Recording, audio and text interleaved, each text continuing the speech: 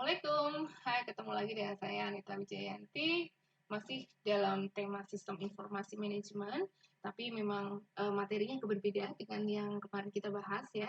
Jadi kalau kemarin kita membahas mengenai e-bisnis, kemudian e-commerce, kemudian perdagangan-perdagangan lewat internet, sampai kemudian mobile commerce gitu ya. Nah, kalau saat ini kita akan berbicara mengenai tema 2 kali pertemuan nanti kita akan bicara mengenai bagaimana perusahaan itu memanfaatkan knowledge yang dimiliki oleh SDM sehingga dengan teknologi informasi mereka bisa membuat pengetahuan mereka itu mampu untuk membuat suatu keputusan-keputusan yang menguntungkan untuk perusahaan. Nah, untuk tema yang hari ini kita akan bahas yaitu tentang managing knowledge, yaitu bagaimana perusahaan ini untuk membuat atau mengatur supaya knowledge atau pengetahuan yang dimiliki oleh sumber daya manusia yang dimiliki oleh perusahaan itu bisa benar-benar dimanfaatkan oleh perusahaan. Oke? Nah, hari ini kita akan dimulai dengan pengertian dulu ya. Jadi ada dari Harvard Knowledge, Anda bisa baca sendiri tuh. Kemudian dari Amrit Tivana, itu juga bisa Anda baca tuh ya dari Klik View ini juga. Intinya di sini adalah bahwa perusahaan itu bagaimana melihat knowledge itu di mata perusahaan itu seperti apa. Kita tahu bahwa banyak perusahaan yang benar-benar menghargai knowledge yang dimiliki oleh SDM karyawannya. Tetapi ada juga kita memahami bahwa masing-masing perusahaan ada perusahaan juga yang tidak menghargai knowledge yang dimiliki oleh perusahaan. Nah, sebenarnya harusnya seperti apa sih managing knowledge itu, gitu kan? Nah, definisi knowledge management tadi juga sudah dijelaskan di awal, ada dari Harvard, ada dari beberapa pakar juga. Tetapi intinya di sini sebenarnya adalah proses sistematik untuk menemukan, memilih, mengorganisasi, menyaring, kemudian menyajikan informasi itu untuk meningkatkan penguasaan pengetahuan dalam suatu bidang kajian yang spesifik. Kemudian kalau secara teknis untuk mengelola pengetahuan yang ada di dalam organisasi itu memang kalau untuk saat ini kita membutuhkan dari sisi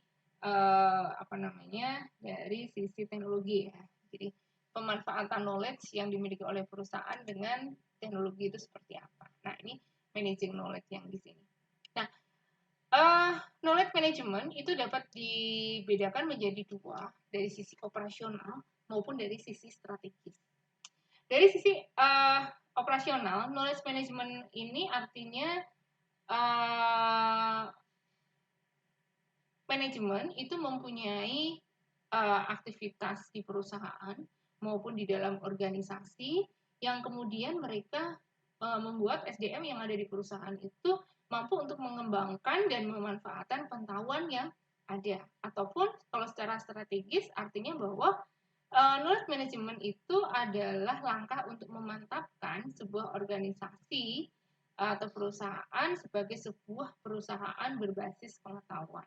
Nah, kembali lagi bahwa knowledge management ini memang sangat erat kaitannya dengan bagaimana perusahaan ini memandang knowledge itu sendiri, gitu ya. Nah, kalau kita lihat dalam gambar yang ada, ini kita bisa melihat bagaimana knowledge management itu mampu untuk berhubungan sangat erat dengan decision making. Jadi bagaimana membuat perusahaan itu decision making-nya lebih bagus, gitu kan? Dan juga teknologi informasi yang berkembang saat ini. Nah, jadi kalau kita bisa lihat di sini ya, dari decision making-nya, gitu kan, ada beberapa yang masuk kategori dari knowledge management. Yang kemudian knowledge management ini bergabung juga dengan beberapa hal atau beberapa bagian dari teknologi informasi yang atau mesin-mesin yang berkembang ya, teknologi. Nah, ini menyatukan mereka menjadi knowledge management. Nah, untuk memahami pengertian daripada knowledge management, ini kita buat sebuah bagan ya. Jadi ada people, ada orang-orang, Kemudian ada organisasi, yang tentunya organisasi ini di mana people ini ada gitu ya, kemudian ada proses, kemudian ada teknologi. Nah, kesemuanya ini kita akan menggabungkan menjadi knowledge management. Jadi intinya orang-orang juga nggak bisa berdiri sendiri tanpa organisasi, tujuan dari organisasi itu. Teknologi juga nggak bisa berdiri sendiri, proses juga nggak bisa berdiri sendiri.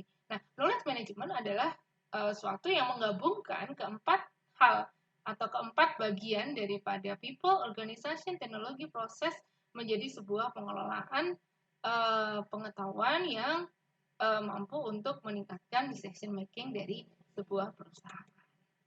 Nah, kemudian kalau kita masuk kepada tujuan, apa sih sebenarnya tujuan daripada knowledge management? Tentunya knowledge management itu akan kita gunakan untuk mencapai competitive advantage atau keunggulan daripada perusahaan. Nah, tujuan-tujuan lain ada fasilitas di mana transisi orang lama dengan orang baru. Jadi kalau ada karyawan keluar, ketika ada karyawan baru masuk, ini tentu lebih mudah.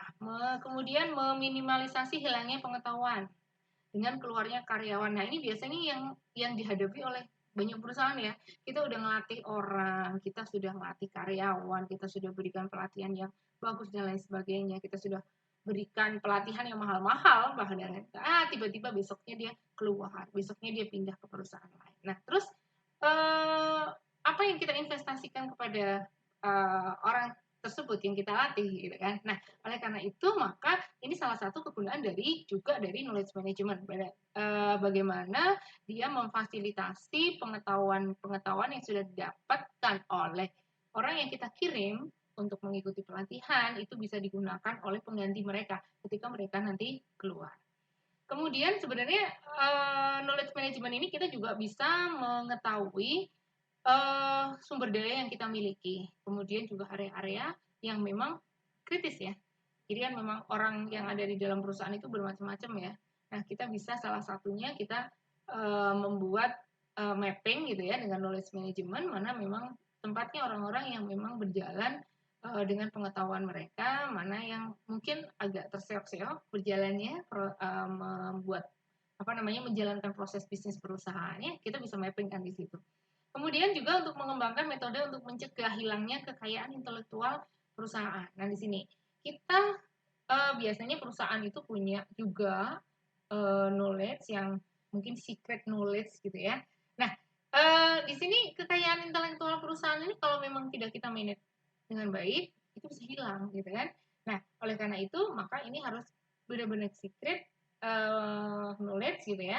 Itu memang kita harus mencegah supaya mereka tidak hilang karena orang yang keluar dari perusahaan dari organisasi itu bisa membawa knowledge karena nggak mungkin juga ya kita akan membuat orang itu nggak jadi pengalaman gitu kan atau pengalamannya hilang kalau dia keluar dari perusahaan nggak mungkin juga seperti itu maka manajemen knowledge salah satunya adalah bagaimana kita mengelola supaya knowledge itu juga tidak hilang ya.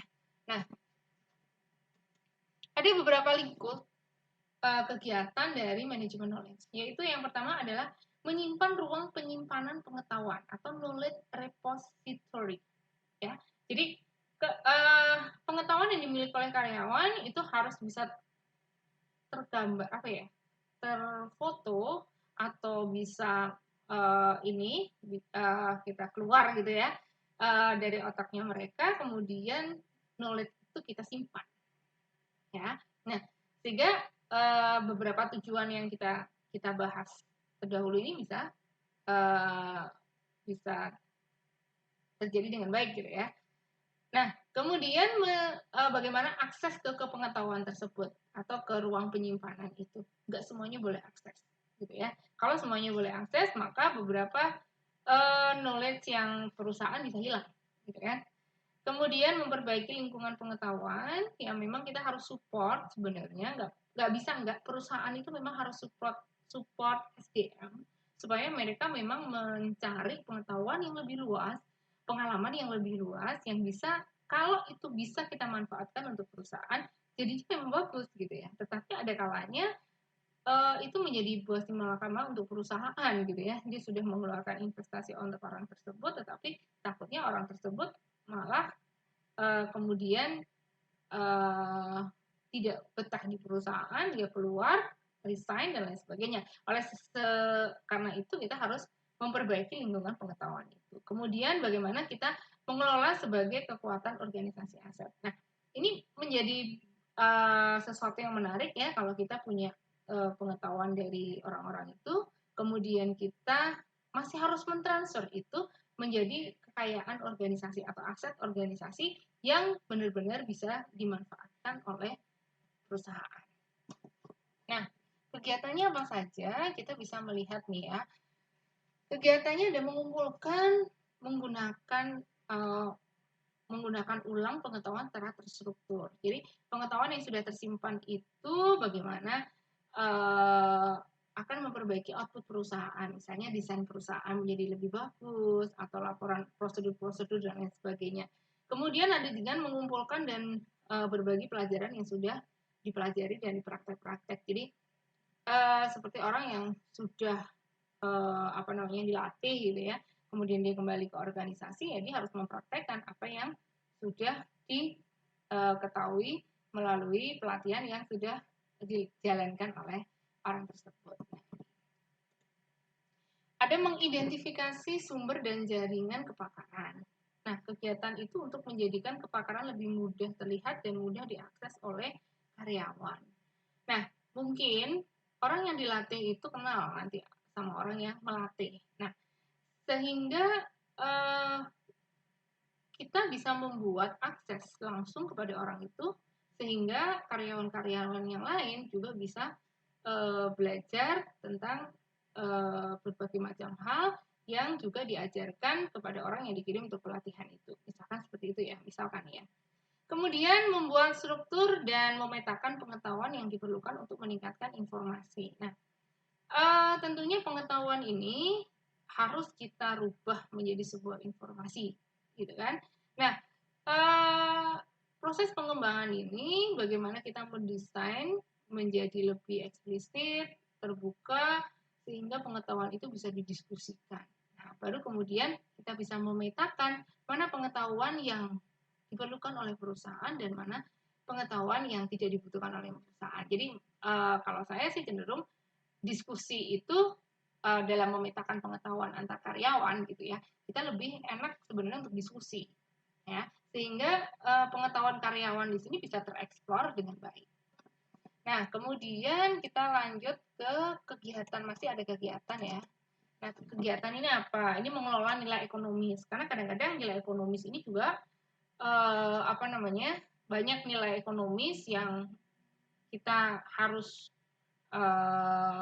kelola ya, misalkan ada paten, copyright dan lain sebagainya. Ini juga harus kita kelola. Kemudian menyebarkan ilmu pengetahuan dari sumber-sumber eksternal. Jadi kalau kita belajar kan kita nggak hanya belajar dari dalam, termasuk juga kita belajar dari eksternal yang begitu banyak. Nah ini memang harus menentukan bisnis yang di luar itu seperti apa gitu ya, atau mungkin cepatnya kalau waktu kemarin kita berbicara mengenai bisnis intelligence system ya, dari kegiatan-kegiatan ini perusahaan bisa mengetahui nih sebenarnya pengetahuan pengetahuan atau teknologi yang sudah digunakan oleh perusahaan-perusahaan pesaing itu seperti apa yang kemudian nanti kita olah untuk perusahaan kita sendiri. Kemudian tujuan daripada penerapan knowledge management ini untuk apa sih? Yang pertama adalah menghemat biaya dan waktu, gitu ya. Nah, biaya tentunya juga akan sangat kita manage dengan adanya knowledge management, gitu ya, sehingga karyawan yang keluar itu ilmunya itu masih ada di dalam perusahaan kita. Nah, itu kan yang paling bagus tuh ya. Nah, sehingga organisasi akan dapat menghemat waktu juga untuk membuat pergantian orang yang ada di dalam perusahaan itu. Kemudian juga meningkatkan aset pengetahuan. Jadi aset perusahaan untuk knowledge ya. Ini bisa bertambah dengan adanya knowledge management. Nah, Kemudian tujuan dari penerapan itu juga kemampuan untuk beradaptasi, kecepatan untuk beradaptasi. Nah, ini berhubungan dengan waktu tadi ya.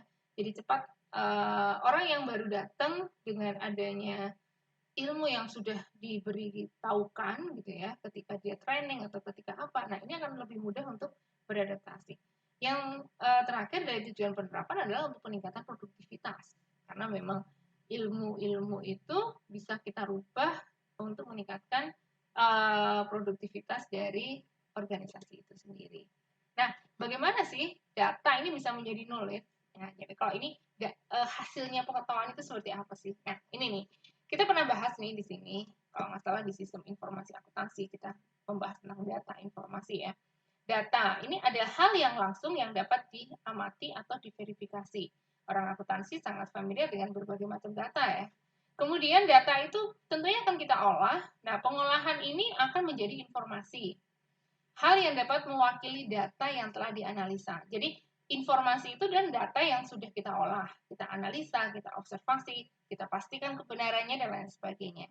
Nah, ini informasi inilah yang kemudian diolah menjadi sebuah pengetahuan. Hal yang didasarkan pada pengalaman, persepsi, pendapat individual itu adalah pengetahuan. Misalkan informasi nih, bahwa suatu produk desain produk yang baru itu seperti ini. Tapi kemudian berdasarkan pengalaman, persepsi, dan pendapat individu-individu lain mengatakan bahwa ini kurang produktif, kurang efektif, kurang eye-catching gitu ya, kurang bagus, dan lain sebagainya. Sehingga perlu beberapa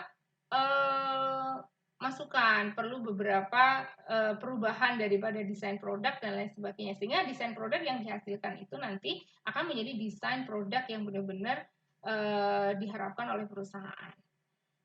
Dan tentunya desain produk yang bisa diterima oleh masyarakat konsumen. Nah, itu prosesnya untuk menjadi knowledge ya. Jenis knowledge ada beberapa macam, ada tacit knowledge, yaitu pengetahuan yang sulit diartikulasikan, dituliskan. Kata-kata teks gambar itu sulit. Ya, pengalaman gitu ya. Pengalaman itu adalah hal yang termasuk dalam tacit knowledge ya. Dia ada di benaknya orang gitu ya. Tapi ketika kita mau mengatakan itu kadang-kadang susah gitu ya. Itu pengalaman itu. Makanya orang yang pengalaman itu ketika dia mempunyai informasi, dia bisa mengaplikasikan lebih baik daripada orang yang tidak mempunyai pengalaman. Karena pengalaman itu termasuk dalam tacit knowledge, yaitu yang ada di otak kita. Gak bisa nih ditiru, di copying gitu ya, di cloning gitu, agak susah nih ya. Nah, kemudian ada explicit knowledge. Nah, ini yang mudah ditangkap dengan kata-kata, teks gitu ya, maupun gambar. Sudah ada konkretnya, nyatanya. Nah, ini yang jadi kalau menurut saya tacit knowledge sendiri itu harus harus ditambah dengan beberapa informasi, pengetahuan sehingga dia bisa menjadi explicit knowledge. Nah, nah ini pertanyaannya yang penting kita jawab nih ya, mengapa semakin tacit sebuah pengetahuan ini makin berharga? Nah, tacit knowledge inilah yang sebenarnya berharga. Kalau kita review di beberapa perusahaan ada beberapa karyawan yang siap untuk dibajak gitu ya, untuk pindah ke perusahaan lain dengan nilai transfer yang tinggi gitu. Nah, ini salah satunya adalah perusahaan itu mencari tacit knowledge-nya ini gitu ya, yang tidak sembarangan orang itu bisa mempunyai pengalaman yang sama. Jadi intinya perusahaan itu berani bayar mahal untuk kayak sepak bola deh gitu kan, ada musim transfernya kan, kita tentu klub-klub bola itu dia mau mengeluarkan transfer untuk ngambil ngambil Ronaldo misalkan di perusahaan di klubnya itu, karena memang dia punya tacit knowledge, pengalaman gitu ya. Kalau dia bisa aja sih bikin explicit knowledge ya, misalkan cara dribble bolanya tuh kayak gini nih gitu kan, cara nendang bolanya kayak gini, tapi pengalamannya gitu ya, ketika bola ada di depan gawang nggak banyak orang yang bisa mengeksekusi menjadi gol kan gitu kan, sedangkan pemain bola ini bisa. Nah, makanya perusahaan berani transfer tinggi untuk hal-hal yang terkait dengan tacit knowledge ini. Jadi pengalaman mereka. Kalau explicit knowledge gampang sih, bisa dibuat sebagai teori gitu ya. Tapi kalau tested knowledge ini yang susah. Makanya perusahaan-perusahaan ini lebih mengapa mereka lebih menghargai hal-hal senior, walaupun yang pinter itu anak-anak muda, yang junior-junior pinter, tapi kenapa nih kok perusahaan lebih mementingkan yang senior gitu ya, karena senior tested knowledge-nya lebih tinggi daripada yang junior. Nah, ini memang harus kita pahami di situ ya.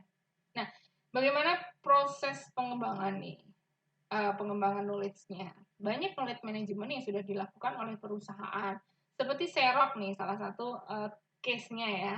Melalui Chief Knowledge Officer. Dia punya yang namanya Chief Knowledge Officer yang mengumpulkan berbagai macam kasus, kemudian informasi dari beberapa proyek manajemen perusahaan, sehingga hal itu dilakukan untuk mencari bentuk dan tipe manajemen pengetahuan atau knowledge yang bisa diterapkan oleh perusahaan. Ini salah satu contoh dari Xerox yang dia sudah mempunyai yang namanya Chief Knowledge Officer. Nah, sehingga dia membuat beberapa program seperti itu.